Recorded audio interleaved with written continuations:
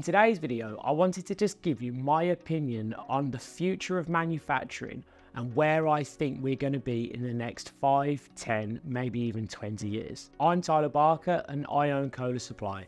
We're a family-led firm who for the last 30 years has partnered with some of the world's largest businesses, ranging from 7 to 11-figure turnovers across a variety of different sectors. Our job is to ensure we take control of their supply chain, giving them the freedom to achieve their vision and their mission. As it stands, there's a big question regarding onshoring versus offshoring. Now, onshoring back into the UK sounds fantastic on paper. It encourages local businesses to ramp up their trade and bring back what was once a great nation of engineers and manufacturers. Except there is obviously one glaringly big problem. We have no engineers left. We have no material steel mills left. We have no factories left.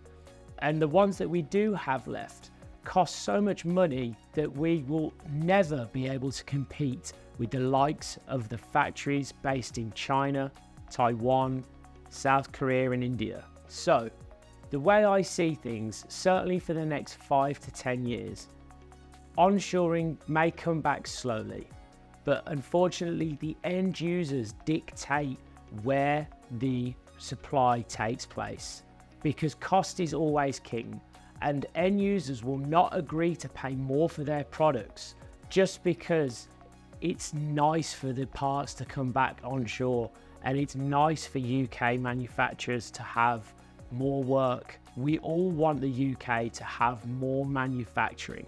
That's obvious, but the unfortunate reality of the world is that cost is king.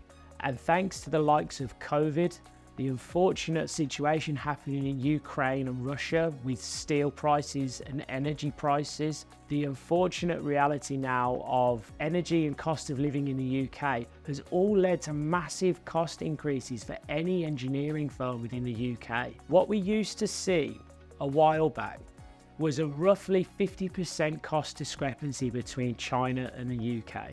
So for example, for something that used to cost £1 in the UK would cost 50 pence in China. Now, with everything doubling around the world and certainly in the UK, those margins have also doubled. So think, the cost that used to be £1 in the UK is now £2. So what used to be a 50 pence gap between the two is also now doubled to £1, meaning China and any factories offshore are even more competitive than they used to be because of the continuous cost increases that are happening in this country. This is why, for me, I don't see onshoring happening anytime soon.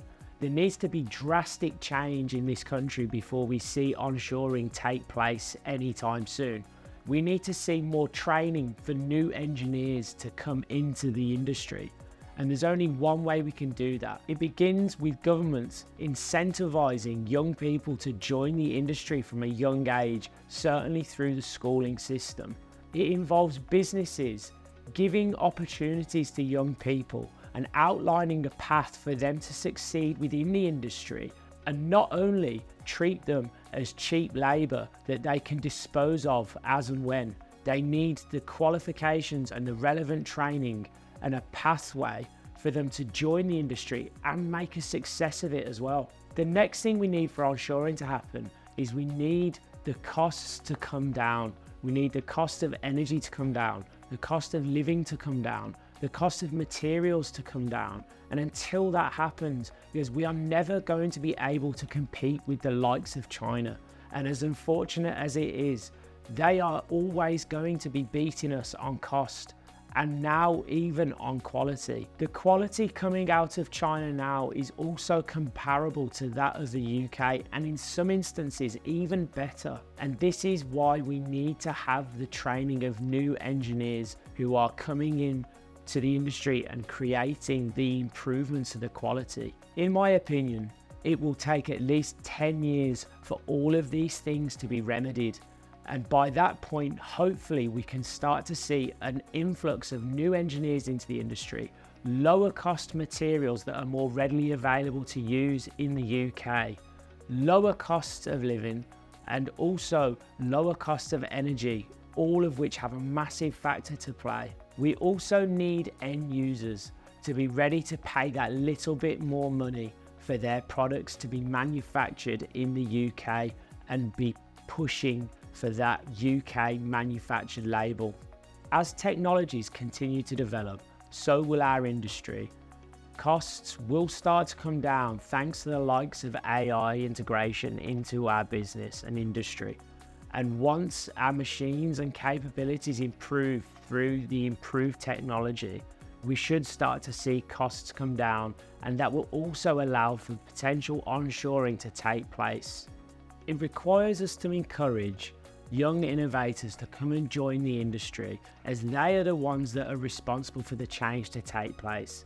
Change does not happen automatically. It takes young pioneers to join the industry, to implement their ideas, to implement the cost down solutions that they come up with through technological advancements. And unless we encourage them to join our industry, they will be going elsewhere. Until we outline a path for them to join our industry, they will not come. And without them, the onshoring process will take even longer.